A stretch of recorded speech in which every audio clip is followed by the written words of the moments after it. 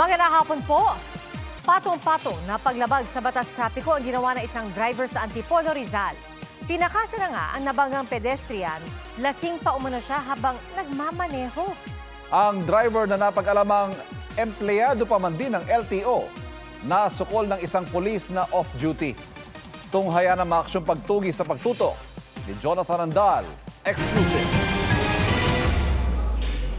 Dahang-dahang tumatawid sa pedestrian lane ang magkakatrabahong ito sa sumulong highway sa Antipolo, Rizal nitong Biyernes ng gabi. Pagdating sa kabilang kalsada kung saan nakaparada ang sasakyan nila pauwi, inararo sila ng isang kotse. Kita sa dashcam ang paghandusay ng mga sinagasaan. Ang may-ari ng dashcam na nakakita sa hit and run, isang pulis na hindi naka-duty. Dito na nagsimula ang paghabol ng pulis sa nakabangga na nag-overtake, nag-counterflow at nag-beating the red light. Pati pulis na humarang na mismo sa kalsada, tila babanggain pa. Umabot ng 10 minuto ang habulan bago na corner at napatigil ang driver. Inaresto siya mismo ng humabol na off-duty na pulis. Nagpakilala akong pulis. Sabi ko, may nabangga ka ron sa sumulong highway, kaya na pakitang hinahabol, huminto ka na. At then sinabi sa akin, tatabi na po ako. And then nilapitan ko siya. Sabi ko, sugang kilos na masama.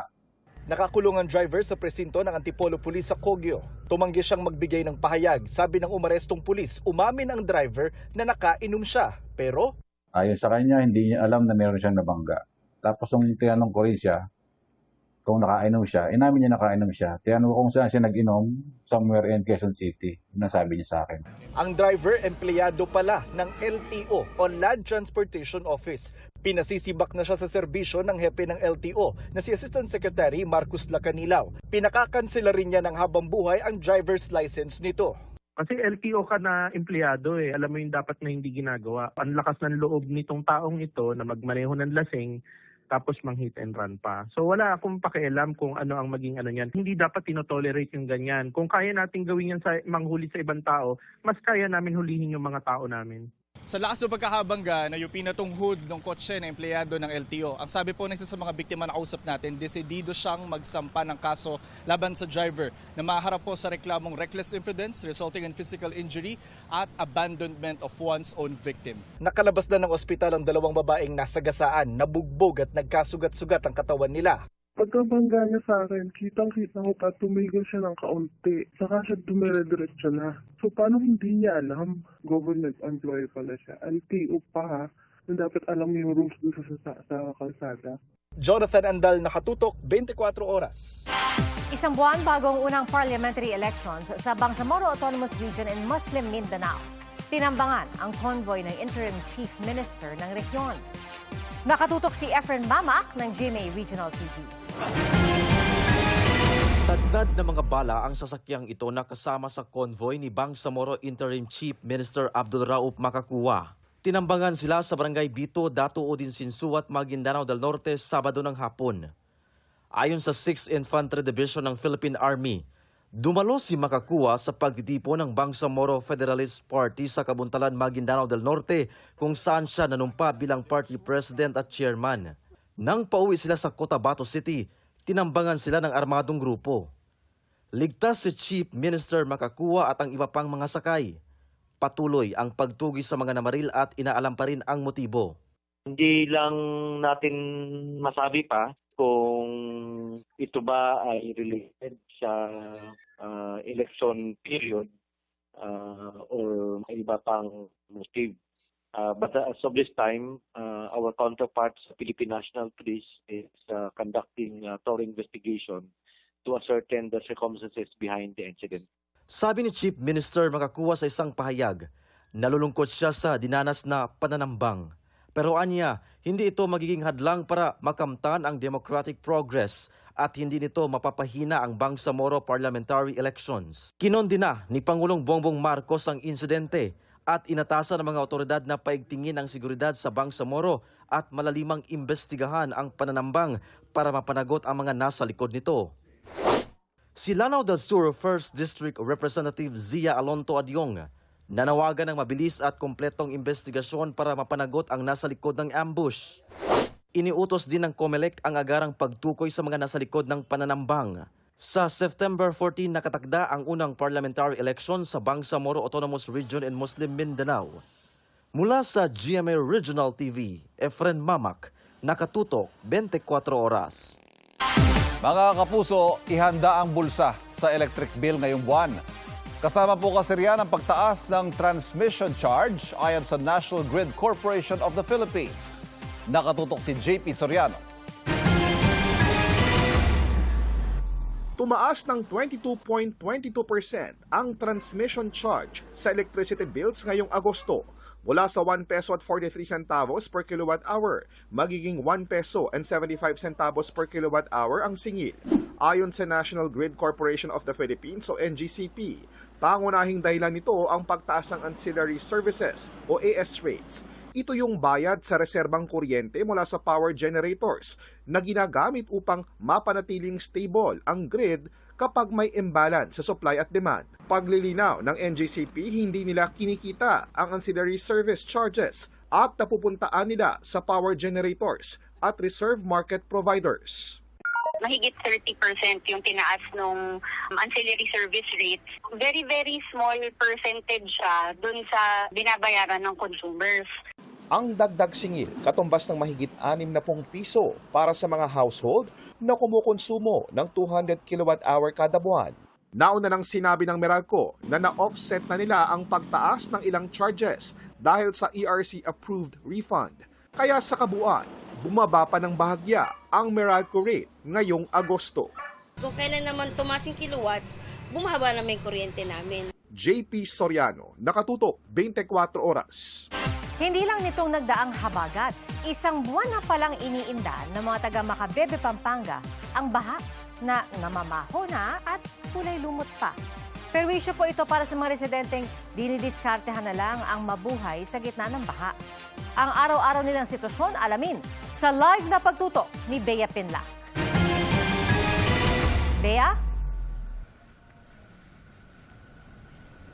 Pia, maghapong pabugso-bugso ang buhos ng ulan dito sa Macabebe, Pampanga. Pero sabi ng mga residente, umaraw man o umulan, matagal na nilang problema ang matinding pagbaha. Aakalain mong itinayo sa gitna ng dagat ang bahay ng senior citizen na si Florita sa Barangay San Roque, Macabebe, Pampanga. Halos isang buwan na nilang problema ang kulay lumot na tubig. Bukod sa kanilang sala, pati mga kama nila, lubog sa tubig. Ngayon, nakikitira sila sa kabilang bahay na may ikalawang palapag. Wala kang magawa. Ganyan, di ba? Siguro, matatapos din to, di ba? Nababad na rin sa baha ang unang palapag ng bahay ni Marvin. Gumawa na siya ng tulay na diretso sa second floor. At least hindi na yung katulad dito. Kasi pag diyan ka dumaan, pati yung lahat ng amoy niyan, nasa iyo na rin eh. Medyo mahirap. Wala na, talagang pasira na yan. Pabigay na yan. Pero nadadaanan pa yan. Kung hindi lulusong sa lagpas tuhod na baha, dumidiskarte na ang mga residente para makalabas-masok ng barangay.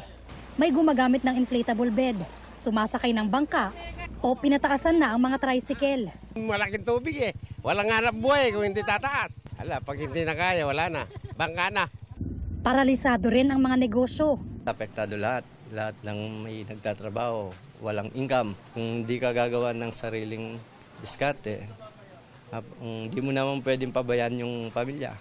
Ayon sa Macabebe LGU, ito na ang pinakamataas na bahang naranasan nila ngayong taon. May mga barangay na talagang hindi na nasisilayan ng mga kalsada. Geographically, kami yung nasa baba ng Pampanga River. So kahit tumigil na yung ulan, yung tubig galing sa upstream, continuous yung pagbaba nun. Yung town namin is affected ng land subsidence. Year on year, bumaba yung lupa namin. So yung tubig, yung tubig talaga is nag-i-stay na sa amin. Hindi na siya nawawala. Yung mga river system namin, silted din dahil sa pagputok ng pinatubo before, which is until now yung lahar, bumababa pa rin po sa amin. Nakikipag-ugnayan na ang Macabebe LGU sa private sector at DPWH para sa dredging ng bahagi ng Pampanga River. Pero humihingi rin sila ng tulong sa national government. Sana magkaroon ng comprehensive study sa yung pagbaba ng lupa at saka yung management ng tubig upstream para hindi kami ganong affected sa baba. Kasi ever since ma'am, annually, naging part na ng buhay namin yung bahay. But ngayon, mas lumalala ngayon. Bagamat ito na ang kinalakhan ng mga residente, hindi nila hangad na ipamana sa mga anak at apo nila ang pamumuhay sa baha.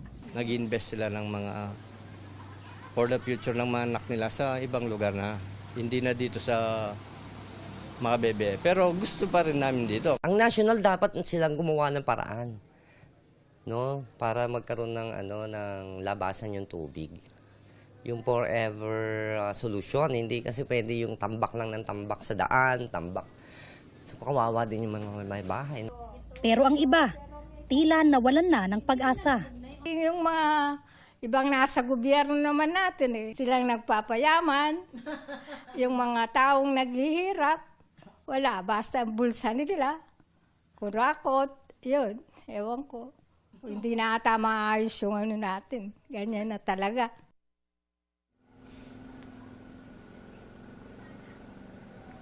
Pia, may alok naman na libreng sakay ang Makabebe LGU para sa kanilang mga residente. Yung mga ganitong pag-ulan, Pia, bagamat pabugso-bugso at mahina hanggang sa katamtaman, ay dagdag pangambayan sa mga residente na baka matagalan pa bago tuluyang humupa o mabawasan man lang ang pagbaha sa kanilang lugar. Yan ang latest mula rito sa Makabebe, Pampanga. Balik sa'yo, Pia. Maraming salamat, Bea Pinlac. Nilamon na apoy ang isang bahay sa Barangay San Isidro sa Guagua, Pampanga nitong Biyernes. Ayon sa Bureau of Fire Protection, mabilis kumalat ang apoy sa bahay na gawa sa light materials. Kabilang sa tinitignang pinagmula ng apoy ay nabasang electrical wiring dahil sa mga tagas sa bubong bunsod po ng tuloy-tuloy na ulan. Patuloy ang investigasyon at inaalam pa ang halaga ng pinsala. Wala namang naiulat na nasaktan sa sunog. Hindi bababa sa 23 ang napaulat na nasawi sa pananalasa ng mga bagyong Luis, Maymay, pati na ng Habagat. Batay po yan sa tala ng NDRRMC. Naitala ang mga nasawi sa Benguet, La Union, Rizal, Batangas at Quezon Province. Ang mga nasawi ay bunsod ng landslide, rockslide, pagkalunod, nabagsakan ng puno o kaya na kuryente.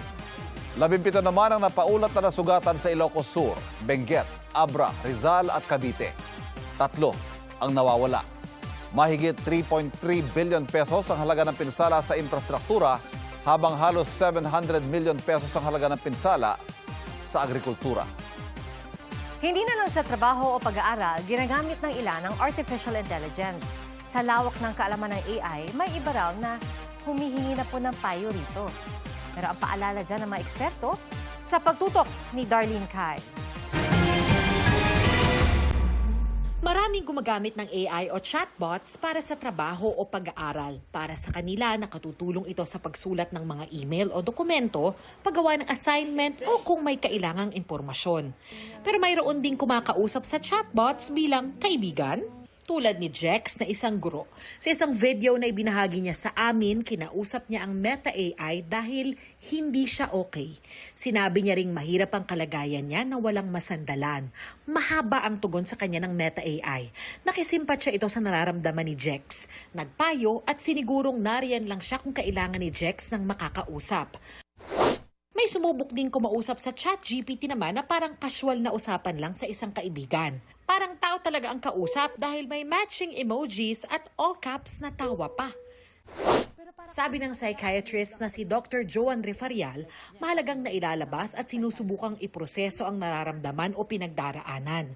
Magandang panimulang hakbang dyan ang pakikipag-usap sa chatbot. Pero hinay-hinay lang dahil pwede rin itong makasama kung sumobra. Ang danger nito ay maaaring because kung nagiging reliant na tayo or overly dependent sa AI, is mas nagiging isolated pa tayo lalo sa ating mga family members, friends, classmates, community. Nalilimit na natin ang ating sarili doon lang sa AI mismo. So that's one of the dangers which may increase the risk for further isolation. Kung umasa na lang ang tao sa pakikipag-usap sa AI sa halip na sa ibang tao, may panganib na lalong mapalala ang kanyang nararamdaman o mental health issues. Iba pa rin ang pakikipag-usap at pakikipag-ugnayan sa ibang tao. The more we rely or depend on AI, the more na mas nalilimit yung ating kakayanan or circle na ng connectedness, ng that human connectedness natin. So, mas maganda na ang AI hindi niya nababasa kasi no, yung ating true emotions. Kaya hindi talaga nakaka-provide ang AI ng true empathy. Bukod sa pagsandal sa mga taong nagmamahal sa atin gaya ng pamilya o mga kaibigan, nariyan din ang mental health professionals na pwedeng makatulong sa pinagdaraanan. Hindi naman ibig sabihin na huwag makipag-usap sa mga chatbot, pero gaya ng lahat ng bagay, balanse lang dapat. Dahil di hamak na mas importante pa rin ang relasyon sa ibang tao. Kung casual conversations or kung meron tayong gustong sabihin or i-ask na question, then we can ask AI. But of course, na limited lang ang capacity also ng AI to understand yung ating humanity, yung ating pagkatao. Darlene Kai, Nakatutok, 24 Oras. Tampok ang mayamang kultura ng mga taga Mindanao sa Float Parade na bahagi ng Kadayawan Festival 2026. Inaabangan din na magiging pasabog na performances sa Grand Showdown ngayong gabi. At mula sa Davao City, Nakatutok Live, si Jandy Esteban ng GMA Regional TV. Jandy. Yes, Ivan, suot ang kanilang makukulay, nakasuotan na pakitang gilas ang mga contingents para sa indak-indak sa Kadayawan ng kanilang patikim na performance kasi ngayong gabi gaganapin ang kanilang Grand Showdown dito sa Davao City Coastal Road.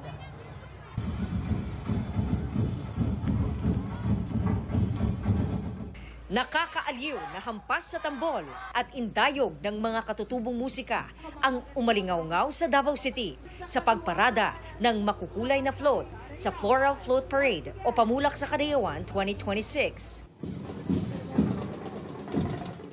Binigyang buhay ng mga grupo mula sa mga paaralan sa Davao City, pati mga grupo mula sa labas ng lungsod, ang mayamang tradisyon at mitolohiya ng Mindanao. Patikim pa lang yan sa Grand Showdown mamaya sa mas malawak na venue sa Coastal Road. Layunin ng kompetisyon na patuloy na ingatan at ipagmalaki ang kultura ng mga lumad at Muslim sa Davao City. 2 milyong piso ang premyo sa magkakampyon sa open category, habang 1.7 million pesos sa school-based category. Mahigpit ding ipinatupad ang seguridad upang matiyak ang kaligtasan ng mga turista.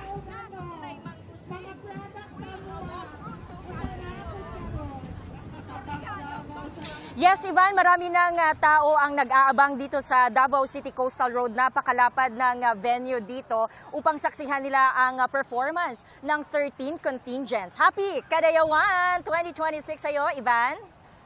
Happy Kadayawan! Daghang salamat, Jandy Esteban ng GMA Regional TV.